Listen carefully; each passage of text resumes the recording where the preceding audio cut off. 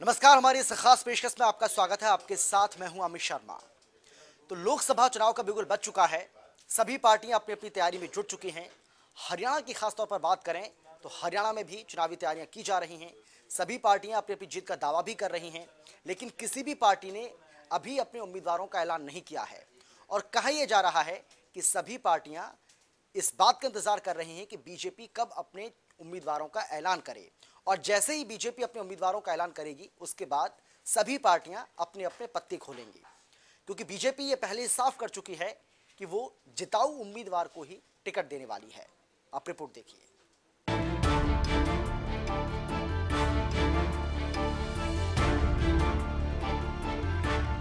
2019 के चुनावी रण समर की गर्जना हो चुकी है।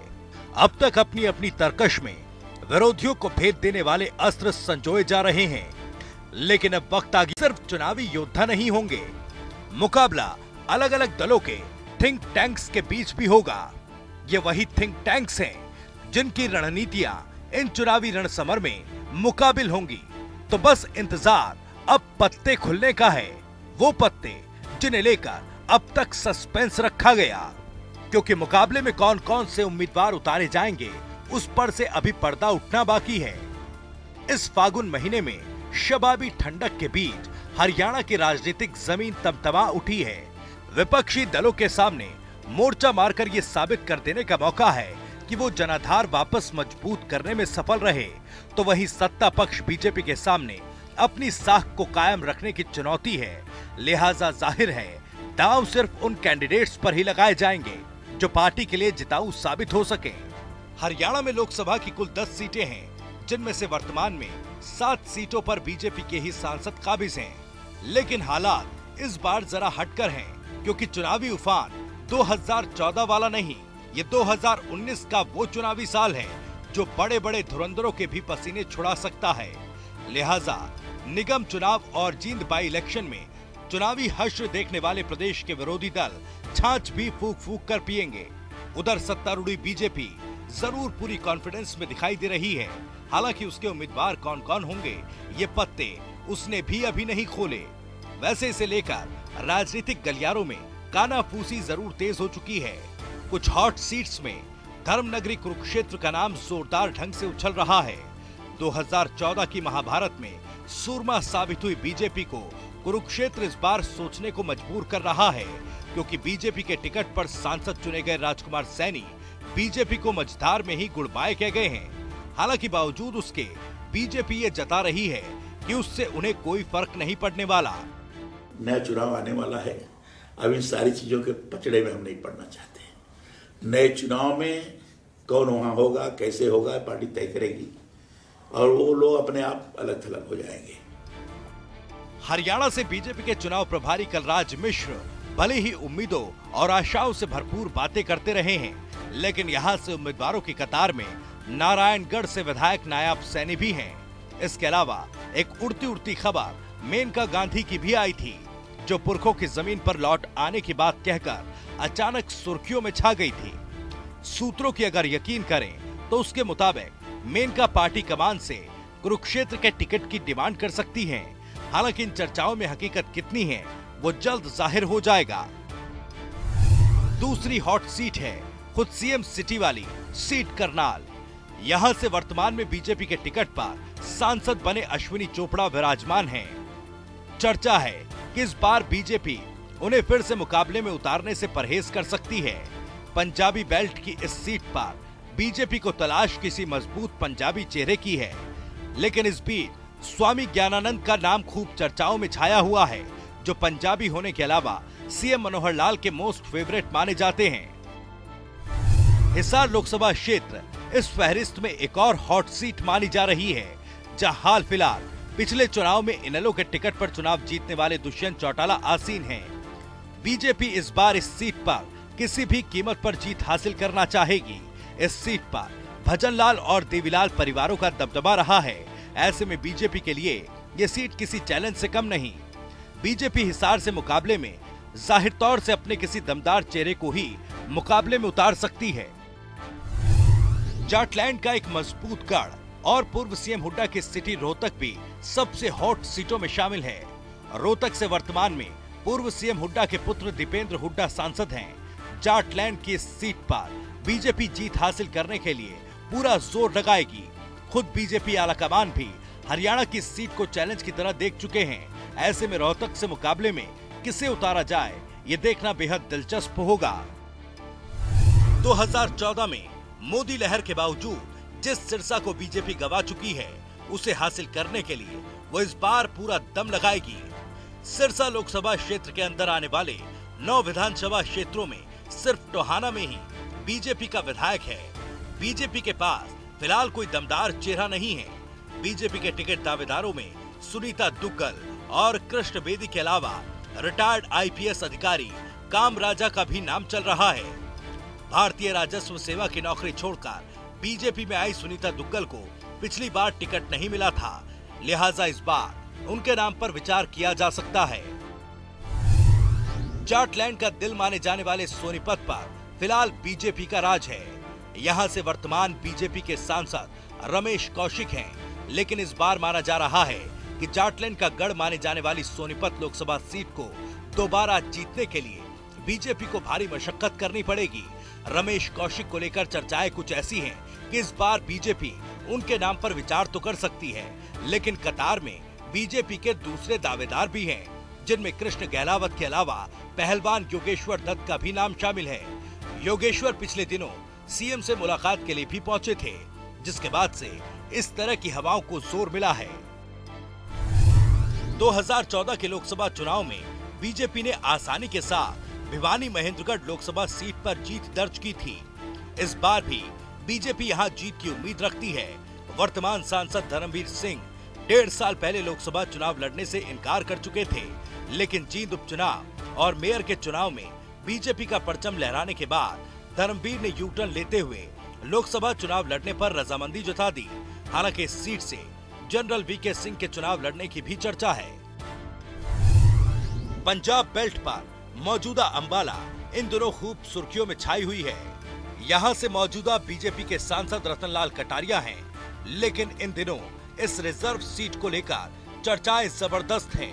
चुनावी गलियारों में इस बात की चर्चा है कि बीजेपी सीट से पंजाबी सिंगर हंसराज हंस को मुकाबले में उतार सकती है। इसके पीछे मौजूदा सांसद रतनलाल कटारिया की जीत को संदेह के घेरे में देखा जा रहा है। हालांकि एक चर्चा दूसरी भी है कि मौजूदा सांसद रतनलाल कटारिया की पत्नी बंतु कटारिया को भी टिकट दिया जा सकता है।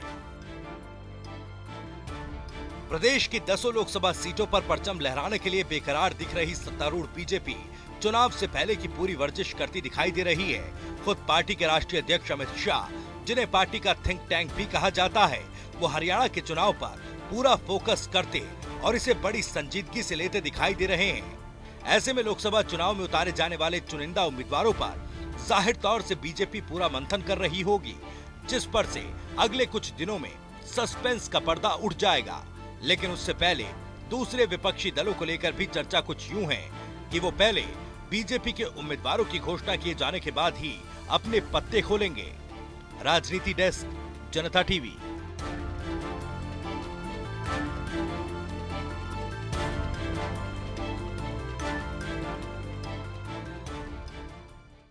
हरियाणा में कांग्रेस भी अपनी इस खोई सियासी जमीन को तलाशने में लगातार कोशिश कर रही है और कांग्रेस पार्टी चाहती है कि इस बार जिताऊ उम्मीदवार को टिकट दिया जाए। हालांकि पहले भी हमने देखा किस तरीके से कांग्रेस पार्टी की ओर से लगातार ये कोशिश की गई कि जो जिताऊ उम्मीदवार हैं उनको टिकट दिया जाए, दिया भी गया, लेकिन कांग्रेस उसमें कामयाब नहीं हो सकी।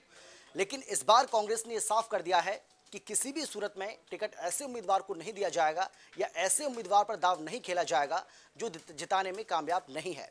और यही वजह है कि लगातार माथापच्ची इस बात को लेकर की जा रही है कि ऐसे उम्मीदवार का चयन किया जाए जो बीजेपी के उम्मीदवार को टक्कर दे सके। लगातार माथापच्ची चल रही है, लगातार चिंतन और मंथन का जो दौर है वो भी चल रहा है और अब कहा यह जा रहा है कि बहुत जल्द कांग्रेस पार्टी भी अपने उम्मीदवारों का ऐलान कर सकती है। रिपोर्ट देखिए। जंग दिल्ली की है। 2014 में कांग्रेस सूबे की 10 में से 9 सीटों पर निपट गई थी और इन सीटों पर निपटे हुए नेताओं ने शायद उस हार से कोई सबक भी नहीं लिया और पूरे 5 साल ये नेता आपस में एक दूसरे से निपटते रहे। लेकिन अब फिर से एकजुटता का राग अलापा जा रहा है। कांग्रेस मंथन पर मंथन कर रही है कि किसी तरह सबको एकजुट किया जाए और ऐसे चेहरों की तलाश की जाए जो कांग्रेस के लिए प्रदेश में 2009 वाले समीकरण बनवा सकें। गुटबाजी से बचने के लिए इस बार कांग्रेस आलाकमान ने एक काम बेहतर किया कि सभी 10 सीटों पर जीत सकने वाले उम्मीदवारों का पैनल तैयार करवाया गया। सूत्र बताते हैं कि जो पैनल तैयार किया गया है उससे लग रहा है कि कांग्रेस 2019 की वैतरणी पुराने धुरंधरों के सहारे ही पार करना चाहती है। हालांकि कांग्रेस की यह भी रणनीति रही है कि टिकटों की घोषणा नामांकन दाखिल करने से बिल्कुल पहले की जाती है ताकि गुटबाजी और मुखालफत की गुंजाइश खत्म हो सके। फिर भी जिन सीटों के लिए पैनल में जो नाम सबसे ऊपर आ रहे हैं उनकी बात कर लेते हैं। सूत्र कहते हैं कि अंबाला सीट पर 2 नाम सभी दिग्गजों की ओर से प्रमुखता के साथ रखे गए हैं। इनमें एक नाम कुमारी सैलजा का है जो पहले भी यहां से सांसद रही हैं। दूसरा नाम पार्टी के प्रदेश अध्यक्ष अशोक तंवर का है। अंबाला सीट पर अब तक लोकसभा के कुल 13 चुनाव हुए हैं, जिनमें से 6 बार बीजेपी और 6 बार कांग्रेस ने जीत दर्ज की है। एक बार यह सीट बसपा के खाते में रही है। यानी कांग्रेस को अंबाला लोकसभा सीट को लेकर काफी उम्मीदें हैं, इसलिए 2 बड़े नाम रखे गए हैं। अंबाला के अलावा प्रदेश में दूसरी सुरक्षित सीट सिरसा है। खास बात यह है कि यहां भी इन दोनों बड़े नेताओं के नाम ही पैनल में रखे गए हैं। सैलजा के पिता यहां से 4 बार सांसद रहे हैं। कुमारी सैलजा भी सिरसा सीट जीत चुकी हैं। एक और महत्वपूर्ण सीट है कुरुक्षेत्र। यहां भी कांग्रेस किसी भी नए चेहरे पर दांव लगाने के मूड में नहीं दिख रही।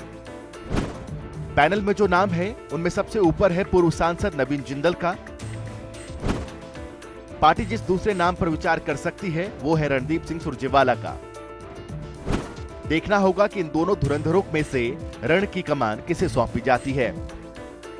वैसे सोशल मीडिया पर खबरें कुलदीप बिश्नोई की भाजपा ज्वाइन करने को लेकर उड़ रही हैं, लेकिन पार्टी की ओर से हिसार सीट के लिए जो नाम पैनल के जरिए हासिल हुआ है उनमें कुलदीप बिश्नोई सबसे ऊपर हैं।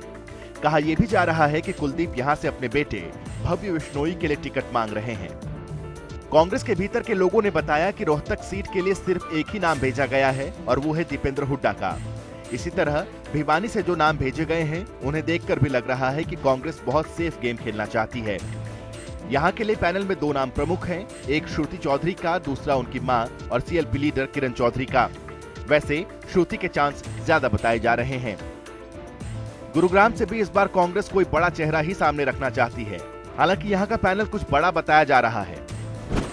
यहां से कैप्टन अजय यादव, आफ्ताब अहमद और राव दान सिंह में किसी एक के नाम पर विचार हो सकता है। फरीदाबाद में कांग्रेस इस बार जिन नामों पर गंभीरता से विचार कर रही है उनमें अभी हाल ही में कांग्रेस ज्वाइन करने वाले यूपी के मीरापुर से बीजेपी विधायक अवतार सिंह भड़ाना का नाम है। इसके अलावा कांग्रेस के पलवल से विधायक करण सिंह दलाल, ललित नागर और पूर्व मंत्री महेंद्र प्रताप का नाम है।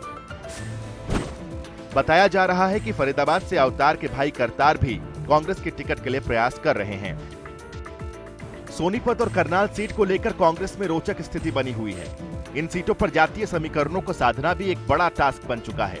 करनाल से कांग्रेस अगर पंजाबी समुदाय से किसी को टिकट देने पर विचार कर रही है तो जानकार बताते हैं कि पूर्व राज्यसभा सदस्य शादीलाल बत्रा और पानीपत के धुरंधर बुल्ले शाह के नाम पर विचार किया जा सकता है। और ब्राह्मण को टिकट देने पर विचार किया गया तो कुलदीप शर्मा का नाम पैनल में दिया गया है। उनके पिता यहां से सांसद रहे हैं। इसके अलावा अशोक तंवर की धर्मपत्नी अवंतिका माकन का नाम भी टिकट के दावेदारों में चल रहा है। सोनीपत की सीट पर कांग्रेस किसी मजबूत जाट चेहरे को उतारना चाहती है और सूत्र कह रहे हैं कि इस सीट पर पैनल में जो नाम दिए गए हैं उनमें एक नाम पूर्व मुख्यमंत्री भूपेंद्र सिंह हुड्डा का भी है। जनता टीवी के लिए प्रदीप डबास की रिपोर्ट। और अब बात करेंगे अमेठी सीट की। यूपी की अमेठी सीट जिस पर कांग्रेस का एक छत्र राज रहा है।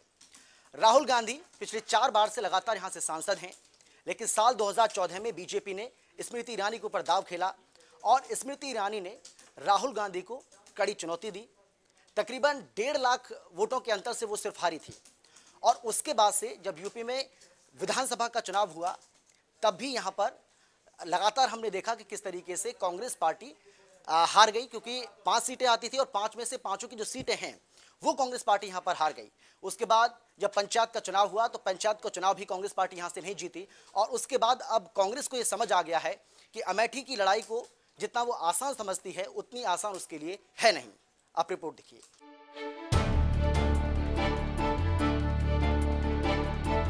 लोकसभा चुनाव 2019 की सियासी जंग की शुरुआत हो चुकी है। आगामी चुनाव के लिए बीजेपी अपने उम्मीदवारों की पहली लिस्ट जारी कर चुकी है। बीजेपी ने कांग्रेस के गढ़ अमेठी में सेंध लगाने की पूरी तैयारी कर ली है। अमेठी की वीआईपी सीट से बीजेपी ने कांग्रेस अध्यक्ष राहुल गांधी के खिलाफ केंद्रीय मंत्री स्मृति ईरानी को उतारा है। अमेठी सीट पर यह मुकाबला बेहद दिलचस्प होगा। अमेठी हमेशा से ही कांग्रेस का गढ़ रहा है। देश की प्रतिष्ठित लोकसभा सीटों में गिनी जाने वाले अमेठी संसदीय सीट का गठन चौथी लोकसभा के साथ हुआ। पार्टी इस सीट पर केवल 1977 और 1998 में हारी। पूर्व प्रधानमंत्री और राहुल गांधी के पिता राजीव गांधी 4 बार इस सीट से सांसद चुने गए। 1999 में सोनिया गांधी भी इस सीट से जीत दर्ज कर लोकसभा पहुंची थी। राहुल गांधी 2004 से लगातार अमेठी के सांसद हैं। वो यहां से 3 बार चुनाव जीत चुके हैं। स्मृति ईरानी 2014 के लोकसभा चुनाव में भले ही राहुल गांधी से हार गई थी, लेकिन इनके बीच दिलचस्प मुकाबला देखने को मिला था। 2014 में राहुल गांधी को कड़ी चुनौती मिली थी। 2014 में राहुल गांधी को करीब 4 लाख वोट मिले थे। स्मृति ईरानी को करीब 3 लाख वोट मिले थे। करीब 1 लाख वोटों से राहुल गांधी चुनाव जीते थे।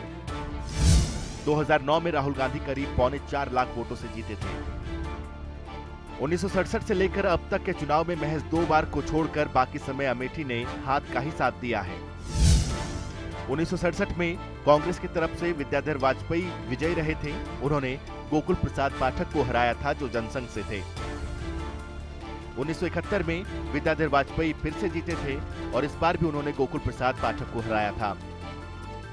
1977 में जनता पार्टी की तरफ से रविंद्र प्रताप को जीत मिली थी। उन्होंने कांग्रेस के संजय गांधी को हराया था। 1980 में संजय गांधी को यहां से जीत मिली। उन्होंने जनता पार्टी के रविंद्र प्रताप को हराया। 1981 में राजीव गांधी यहां से जीते। उन्होंने शरद यादव को हराया, जो कि लोकदल से थे। 1984 में राजीव गांधी को यहां से फिर से जीत मिली। उन्होंने अपने भाई की पत्नी मेनका गांधी को यहां से हराया, जो कि निर्दलीय चुनावी मैदान में उतरी थी। 1989 में राहुल गांधी फिर से यहां से जीते। उन्होंने जनता दल के राजमोहन गांधी को यहां से हराया। 1991 में राजीव गांधी को फिर से यहां से जीत मिली। उन्होंने रविंद्र प्रताप को हराया, जो बीजेपी से थे। 1991 में राजीव गांधी की मौत के बाद उपचुनाव हुए, जिसमें कांग्रेस की तरफ से सतीश शर्मा ने यहां से जीत हासिल की। उन्होंने बीजेपी के मदन मोहन सिंह को हराया। 1996 में कांग्रेस के कैप्टन सतीश शर्मा ने भारतीय जनता पार्टी के राजा मोहन सिंह को हराया। 1998 में भारतीय जनता पार्टी के संजय सिंह को यहां से जीत मिली। उन्होंने कांग्रेस के सतीश शर्मा को हराया। 1999 में सोनिया गांधी ने यहां से चुनाव लड़ा और बीजेपी के संजय सिंह को हराया। 2004 में राहुल गांधी यहां से उतरे और चंद्र प्रकाश मटियारा को उन्होंने हराया, जो बसपा से थे। 2009 में राहुल गांधी ने फिर से यहां पर बाजी मारी। उन्होंने बसपा के आशीष शुक्ला को हराया। 2014 में राहुल गांधी फिर से यहां पर विजयी रहे। उन्होंने बीजेपी की स्मृति ईरानी को हराया। करीब 3 दशक से गांधी परिवार और अमेठी एक दूसरे के पूरक बन चुके हैं। लेकिन पिछले विधानसभा चुनाव की अगर बात करें तो अमेठी लोकसभा सीट में 5 विधानसभा सीटें आती हैं। 4 विधानसभा सीटें तिलोई, जगदीशपुर, अमेठी और गौरीगंज सीट अमेठी जिले की हैं, जबकि सलोन विधानसभा सीट रायबरेली जिले में पड़ती है।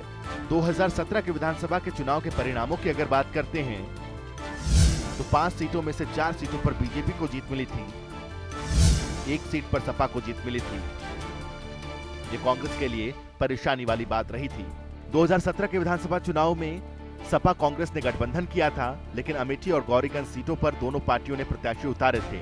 अमेठी में ही 2017 के निकाय चुनाव पर नजर डालें तो अमेठी नगर पंचायत में बीजेपी प्रत्याशी ने बाजी मारी थी। वहीं जातिगत समीकरणों पर नजर डालें तो इस सीट पर दलित और मुस्लिम वोट निर्णायक होते हैं। अमेठी में लगभग 16% यानी कि 3 लाख वोटर मुस्लिम समाज से हैं, जबकि लगभग इतने ही वोटर दलित समाज के हैं। सत्ता के केंद्र से 680 किलोमीटर दूर बसे अमेठी में सियासत की सिलवटें जिसकी दास्तां बयां करेगी, यकीन मानिए उसका टाइम आएगा। जनता टीवी के लिए विकास की रिपोर्ट।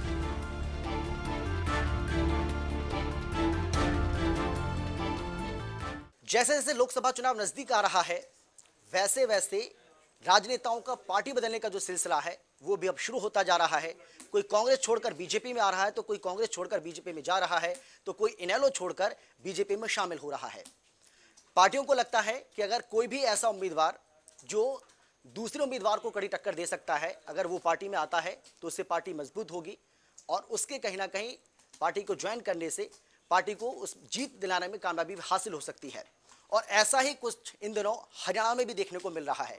तो हरियाणा में किस तरीके से नेताओं को पाले बदलने का जो सिलसिला है वो चल रहा है, इस रिपोर्ट के जरिए आपको हम दिखाते हैं, जिससे आप जान पाएंगे कि इन दिनों प्रदेश में जो राजनीति है वो अलग रूप ले चुकी है। मई महीने की 12 तारीख, कहने को तो अभी दूर है, लेकिन जरा उनसे भी तो पूछ लिया जाए जिन्हें 5 साल से इसका इंतजार था। राजनीतिक दलों को अपनी रणनीतियां और सियासी चालों को परखने के लिए ये तारीख बहुत नजदीक लग रही है। प्रदेश में सियासी मंथनों का दौर तेज हो चुका है। हर सीट पर हर पार्टी की नजर सिर्फ और सिर्फ जिताऊ उम्मीदवारों पर टिकी है। तोड़फोड़ का दौर अभी शुरू हुआ है और लग रहा है जैसे टिकटों पर मुहर लगने से पहले तक ये चलता रहेगा। 2014 में मोदी लहर पर सवार बीजेपी के हौसले इस बार भी उतने ही बुलंद लग रहे हैं। ऐसा लग रहा है कि ये बात दूसरे दलों के नेताओं को भी समझ आ रही है। इनेलो के बड़े नेता, राज्यसभा के सदस्य रह चुके और नलवा से विधायक रणबीर गंगवा होली वाले दिन इनेलो का हरा रंग छोड़कर बीजेपी के भगवा रंग में रंग गए। वैसे कभी आजाद सांसद, कभी कांग्रेस के एमपी रहे अरविंद शर्मा भी तो होली से ऐन पहले बीएसपी का नीला रंग त्याग कर भगवा हो लिए थे। मतलब सियासी समीकरणों को समझने की कोशिश की जाए तो बीजेपी इस बार भी कुछ हद तक 2014 की रणनीति पर ही दिख रही है। यानी आप पार्टी में नए हैं या पुराने, मायने नहीं रखता। मायने रखता है कि क्या आप सीट निकालने की कुवत रखते हैं। बात कांग्रेस की कर ली जाए, कांग्रेस के लिए सबसे बड़ी चुनौती सूबे की जनता के बीच अपनी एकजुटता को साबित करना रहेगी। हालांकि आलाकमान ने इसके लिए बंदोबस्त तो किया है। अब सूबे के सभी बड़े कांग्रेसियों को एक बस में चढ़ाया जाएगा। ये बस सबको साथ लेकर कितनी दूर तक जाती है ये देखना होगा। हाँ, बस के जरिए अगर जनता के बीच ये संदेश जाता है ये तमाम नेता आलाकमान के बस में हैं, तो फिर बीजेपी को रणनीति बदलनी पड़ सकती है। होली का खुमार तो उतर चुका है, अब कांग्रेस में भी मंथन का दौर शुरू होगा। अपने चुनाव चिन्ह चप्पल को दादाजी की खड़ाऊ बताने वाले दुष्यंत चौटाला की जेजेपी यानी जननायक जनता पार्टी के कितने नेताओं को सही में इस बार जनता अपना नायक बनाती है, ये भी देखना दिलचस्प होगा। चुनाव सिर पर आ चुके हैं। पार्टी की अलग अलग स्तरों पर कार्यकारिणियों का गठन अभी जारी है। मतलब जमीनी स्तर पर मेहनत की बहुत ज्यादा दरकार है। वैसे चप्पल और झाड़ू के मेल में भी बार बार हिचकोले आ रहे हैं। पिछले दिनों सियासी गलियारों में एक डायलॉग काफी मशहूर हुआ था कि उन्होंने लगभग मना कर दिया। इनेलो ने बीजेपी के साथ गठबंधन के लिए पूरी बाहें खोल रखी हैं, लेकिन बीजेपी हरियाणा में भी किसी के मुंह से वही डायलॉग तो सुनना नहीं चाहती। इनेलो सूबे में अपने अब तक के सबसे बुरे दौर से गुजर रही है। पार्टी के 4 मौजूदा विधायकों ने चश्मा उतारकर जेजेपी की चप्पल पहन ली है। वहीं रणबीर गंगवा को कमल भा गया है। कहने का मतलब ये है कि अगस्त 2018 के समीकरणों को अगर पलटकर देखा जाए तो जिस बीजेपी के लिए 2019 आग का दरिया लग रहा था, वो राह कुछ महीनों में सुगम राह जैसी होती जा रही है। ऐसे में विपक्ष के लिए अपनी रणनीतियों में बदलाव करना जरूरी हो गया है। जनता टीवी के लिए प्रदीप डबास की रिपोर्ट। और इसके साथ हमारी इस खास पेशकश में फिलहाल इतना ही। मुझे दीजिए इजाजत। नमस्कार।